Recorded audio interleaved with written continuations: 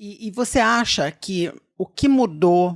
eu sei que perante a lei muitas coisas mudaram, mas você acha que houveram mudanças socialmente falando, no bate-papo, no dia a dia, do que era com as pessoas LGBTs naquela época e do que é hoje? Houveram mudanças assim, essa mudança? Ou você acha que houve até uma regressão em alguns aspectos? Eu acho que, no geral, houve mudanças e avanços, mas... Aí entra uma questão. Nós vimos, por exemplo, que ao longo do tempo as pesquisas de opinião que eram feitas sobre a aceitação social da população LGBT, elas foram melhorando. Mas aqui é importante fazer um recorte. Eu acho que, como militante, não poderia deixar de dizer. A gente sabe, por exemplo, que essa aceitação ela tem variações tanto de qual identidade que a gente está falando, se gay, lésbica ou trans. E eu acho que a gente tem que encarar isso aí. Sim. Não dá. Até porque se nós não encararmos isso aí, a gente não vai estar sendo correto. A transfobia ainda é muito pesada. E talvez o que a gente, inclusive, precise entender, nós LGBT, no sentido do conjunto dessas identidades, é que a maneira como se avançou no processo, eu falei aceitação, talvez não seja a melhor palavra, mas a maneira o respeito e a convivência, acho que ela não é igual, e as trans enfrentam sim. Não, eu tô falando e te digo assim... Eu não preciso nem fazer uma pesquisa pra te dizer isso. Mas eu acho que é importante dizer, porque às vezes as pessoas falam LGBT, e pode falar LGBTQIA+, até porque eu não vejo problema nenhum na sigla ser ampliada, quanto mais inclusivos nós formos, porém, perceber que ainda as pessoas trans sofrem um grau de discriminação pesado. Por isso que quando eu falo em avanços, eu diria o seguinte, é importante hoje pessoas trans poderem fazer a retificação do registro sem necessidade de laudo e sem necessidade de advogado? Isso é uma conquista. Porém, e até vou comentar uma coisa depois, as pessoas trans que são as mais prejudicadas no acesso à escolaridade e ao mercado de trabalho, todas vão ter condições de pagar R$600 no cartório? Porque a taxa de cartório não foi... Por exemplo, o correto teria sido que o Supremo fez uma coisa importante, Paula, dizer que a pessoa trans, se ela se reconhece como trans, e ela não precisa de um psicólogo, um psiquiatra para isso, e nem de um advogado. Só que eles não lembraram que o custo cartorial é muito alto. Então, é um avanço, mas ainda é um avanço limitado. E por outro lado, eu vou falar isso e obviamente tu sabe muito mais do que eu, a gente conquistar, e vamos falar uma coisa, não é lei, foi o Supremo, que se dependesse do Congresso, a gente não tinha dado um passo à frente. O Congresso tem sido uma muralha contra nós. Assim como o casamento igualitário. O casamento, a criminalização da LGBTfobia, mas conquistamos, e eu quero dizer que mesmo que fosse por lei, talvez nesse ponto que eu vou falar não fizesse diferença. Mudar a interpretação do Supremo sobre as leis, ou mudar a lei é importante, mas é preciso mudar a mentalidade das pessoas.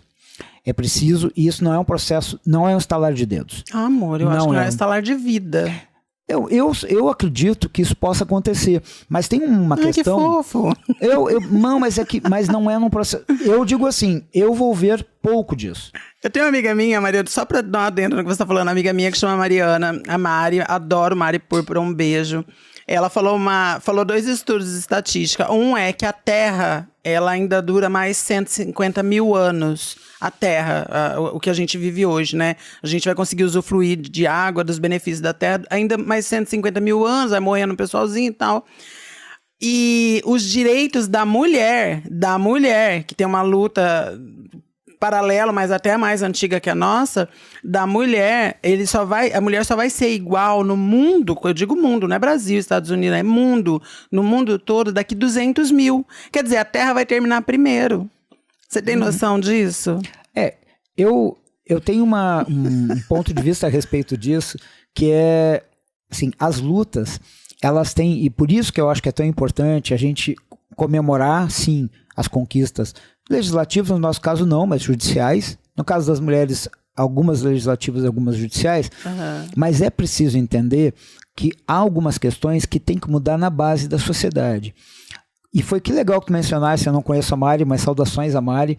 Mari E eu queria dizer o seguinte, que no meu ponto de vista, militante LGBT e principalmente gay, que não conseguir fazer a reflexão de que nós somos a parte fundamental da opressão que todo segmento LGBT sofre é decorrente do patriarcado, e se não entender o enfrentamento que tem que fazer na questão de gênero, a gente não dá conta do recado.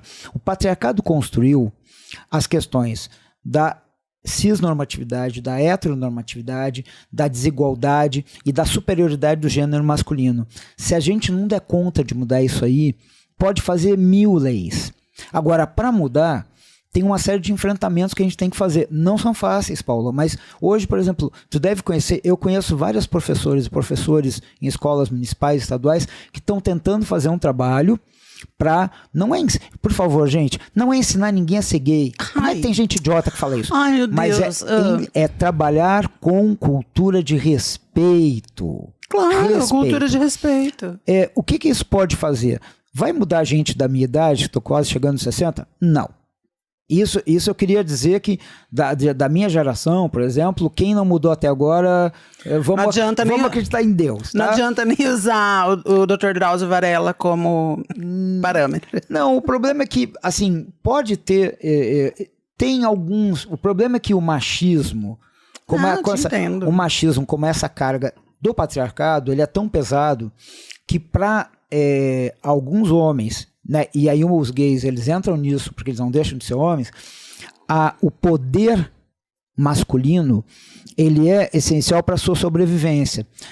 O que infelizmente os idiotas que pensam assim não entendem é que essa questão que tu falasse do planeta, do tempo do planeta, o limite do tempo também tem a ver com isso.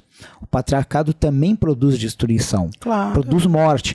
Então, quando eu vejo, por exemplo, professores e professores, muitas vezes sem nenhum apoio, Paulo, vamos pensar o que foi um professor ou uma professora, esses 4 anos de governo genocida, tentando fazer um trabalho de respeito à diversidade nas escolas. É quase que uma missão, assim, né, de cunho humanista. E fizeram. Eu conheço muita gente em escolas fazendo isso. Sofrem pressões, aí tem pais e mães que vão lá, estão não sei o que com meus filhinhos, mas estão fazendo. Então eu também penso que talvez essa projeção que a Mari fez, talvez ela seja, não quero dizer se ela é pessimista ou não, mas eu vejo avanços. Mas talvez a gente tenha sempre que pensar o seguinte, por isso que é tão importante quando a gente... é como o plantar uma árvore, assim, as raízes que fixam a árvore. Às vezes, a conquista da lei não é suficiente porque a lei não fixa as raízes no solo. O que muda, o que pode de fato fazer a mudança e fixar as raízes no solo é um trabalho de consciência. E para isso, querendo ou não, é infância e adolescência. Por isso que, de certa maneira, esses setores ultraconservadores e fascistas ficam assim, usando o lance das crianças, na questão das crianças, e que, na verdade, qualquer pessoa com mínimo bom senso sabe que não se ensinar a ninguém a ser nada. Mas pode, e isso é impressionante, a cultura do ódio, ela é tão pesada que a ideia deles de que os filhos e filhas deles não vão ser reprodutores da cultura assusta. Aquele pai machista, eu não vou usar a palavra escroto, mas aquele pai machista horroroso, asqueroso, ele fica pensando, será que meu filho não vai ser como eu? A gente tem esperança que não seja. E vamos trabalhar por isso. Mas com limites, né, Paula? Sabemos disso. Deixa eu te contar uma coisa. Eu fui criada com... Minha mãe tem 72 anos, meu pai era mais velho que ela, então ele já faleceu. Mas eu fui criada numa família totalmente machista. Eu ganhava de presente bola, carrinho, minha roupa era azul. E eu tô aqui para provar que ninguém me ensinou a ser... a gente é o que a gente é. As pessoas têm que parar de achar que vira. Deixou de ser safado, vira. E sabe o que é mais terrível? É que às vezes esse discurso vem dentro do segmento G também. Eu já ouvi muitos meninos falarem que virou travesti pra pegar homem. É surreal, assim. Eu já ouvi, acho que várias meninas já ouviu. Não tô aqui também dizendo que são todas as pessoas que dizem isso, mas infelizmente existe hegemonia.